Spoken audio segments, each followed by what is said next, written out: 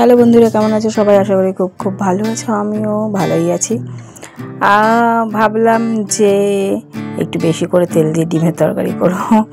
আসলে আমি এত কম তেলে রান্না করি যে আমার একটা বদনাম আছে, মানে আমাকে সবাই বলে আমি হসপিটালের রুগীদের রান্না করি। তো যাই হোক, আজকে ভাবলাম বেশি তেলে রান্না করব, তাই একটু বেশি করে তেল দিয়েছি, কিন্তু এই তেলটা অনেকের জন্য অনেক কম।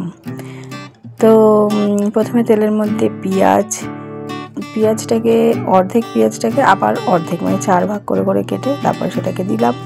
দিয়ে ওর মধ্যে দিয়ে দিয়েছি টমেটো। পেঁয়াজটা ভাজা হয়ে গেছে, তারপর টমেটো, তারপর আদা রসুনের পেস্ট, আর তারপর এইবার দিয়ে দিলাম ধনের গুঁড়ো, জিরের গুঁড়ো, লঙ্কার গুঁড়ো, কাশ্মীরি লঙ্কা সব মিশিয়ে একটু জল দিয়ে মিশিয়ে রেখেছিলাম, সেটা দিয়ে দিলাম। দিয়ে তারপরে ভালো করে নাড়াচাড়া করে কষিয়ে যখন নাকি তেল বেরিয়ে আসলো ওর মধ্যে থেকে, তারপর ওর মধ্যে দিয়ে দিলাম জল দিয়ে তারপর ডিমগুলো ছেড়ে, আর যেহেতু আমাদের ঘরে আলু ছাড়া খাওয়া হয় না, তাই দিয়ে দিলাম 1 গাদা আলু।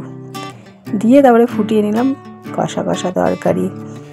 যারা আলু খাও না তারা আলু ছাড়াও করতে পারো, যদিও সবাই আমার থেকে ভালো রান্না করে, কিন্তু ভাবলাম ভিডিও দেওয়া হচ্ছে না, তো এই রেসিপিটাই শেয়ার করি।